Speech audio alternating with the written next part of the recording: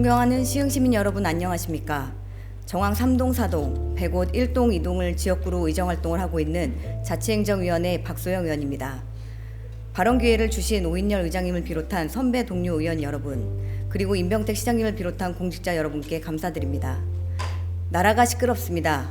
주요 공공기관 인사 과정 속에 녹취록, 파문 중심에 있는 이들의 낙하산 인사 문제가 거론되고 있습니다.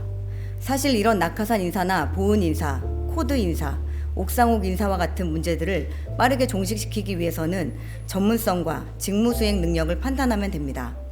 어떤 관계를 가리지 않고 능력, 자질, 합법적 절차를 보면 됩니다. 그 사람의 역량이 된다면 그 역할을 쥐어줄 수도 있습니다. 아는 사람이 문제가 아니라 능력이 없는 것이 더 큰 문제입니다. 이틀 후인 28일에는 시흥도시공사 사장 후보의 인사청문회가 있습니다. 우연이 계속되면 이게 정말 우연일까 의문이 제기되기도 하는데, 시흥시는 산업진흥원장에서 도시공사 사장이 되는 것이 무슨 단계별 코스입니까? 도시공사 사장은 도시개발 전문 지식이나 경험이 없는 자도 될 수 있습니까?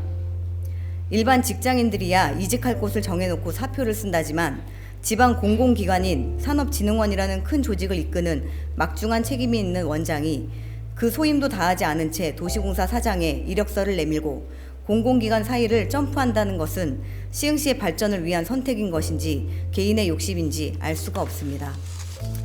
인사청문회 제도가 집행부에서는 여간 귀찮은 일이 아닐 겁니다. 절차와 서류들은 평소와 같이 준비하면 되겠으나 이제는 지금처럼 허술하게 해서는 안 될 것입니다.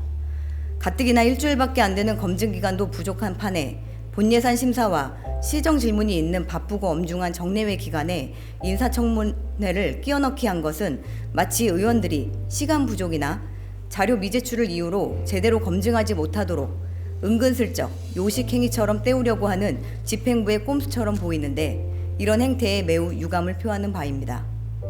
공공연하게 도시공사 사장 내정설이 불거져 나왔으나 모두 시시해왔습니다. 시흥시 도시공사 임원 자격 요건을 전과 후로 비교해보니 23년 3월부터 임원 인사 규정과 임원 추천위원회 설치 운영 시행 내규를 예비 내정자를 위한 맞춤 요건으로 차근차근 준비해온 모양새입니다. 22년 산업진흥원 원장 채용 공모 시 3급 공무원 기준을 4급 공무원으로 완화해 내정인사 비판을 받았던 4급 별정직 출신 원장이었던지라 이번에는 그러지 않겠지 설마 했습니다. 분명 시흥도시공사 사장 임명 기준은 지방공기업 3급으로 5년 이상 재직한 경력이 있어야 자격 조건이 주어진다고 알고 있어서 산진 원장으로 2년 8개월 재직 중인 상황이었기 때문에 자격 조건 자체가 안 될 거라고 생각했습니다. 그런데 최근 자료를 받아보니 지방공기업 경영자로서의 자질과 능력을 갖춘 자로, 또 체급을 낮추고 기간까지도 없애버린 맞춤형 적용 요건으로 공고를 낸 것을 보니 이를 비판하지 않을 수가 없습니다. 그런데 여기서 한 가지 오류를 찾아냈습니다. 시흥도시공사 임원 인사 규정을 보면 제4조의 2 임명 자격 기준의 자격 조건은 별표 1과 같다고 되어 있고, 그에 대한 개정이 21년 5월 11일로 되어 있습니다. 그런데 별표 1을 보면 23년 3월 15일에 개정되어 있다고 되어 있습니다. 어떤 것이 맞을까요? 규정의 개정 시기가 맞을까요? 별지에 나와 있는 개정 시기가 맞을까요? 임원 인사 규정의 별표는 21년 5월 기준이므로 자격 요건 또한 21년 5월 기준으로 공고를 냈어야 한다고 생각하는데 어떻게 생각하십니까? 이건 미처 수정하지 못하셨습니까? 그럼 현재 후보의 서류 심사부터 자격 조건이 성립이 안 되기 때문에 자격 박탈까지도 거론될 수 있다고 보는데, 시흥시민 여러분들께서는 어떻게 판단하십니까?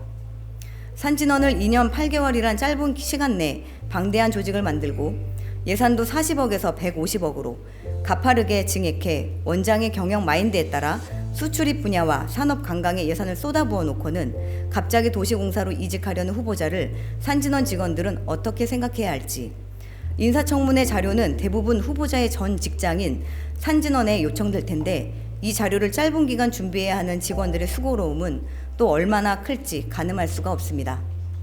최근 7월에 도시공사와 산진원이 협력해 발족했던 시흥 거북선 민간 관광협의체 운영에 있어서도 혹시 도시공사 사장으로서 전 직장인 산진원에 무리한 요청을 하지는 않을지 걱정이 됩니다. 한 사람이 시흥시 산하기관인 이 큰 조직 두 곳을 뒤흔들고 있다고 보여지는데 과연 이런 상황들이 본의원의 우려로 그저 그칠 것인지 실제 큰 역풍이 불을지는 지켜보면 될 것입니다. 앞으로 도시공사에서 사장이 바뀐 이후 수의 계약이 강요되거나 이미 맺은 계약들이 혹여나 일방적으로 뒤바뀌는 일이 없는지 더 똑똑히 감시해야겠습니다. 무책임하게 막무가내식으로 시정을 흠집내게 하려고 이런 발언을 하는 것이 아닙니다.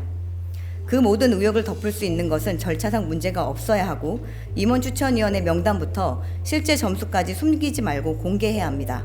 적격자라면 인사청문회에서 소상히 밝히면 됩니다. 개인정보를 이유로 자료 제출을 거부하는 것은 인사청문회를 악의적으로 무력화하겠다는 위법행위이며 의회와 시민을 모욕하는 것이라는 비난에서 자유로울 수 없을 것입니다. 이상으로 발언을 마치겠습니다. 경청해 주셔서 감사합니다.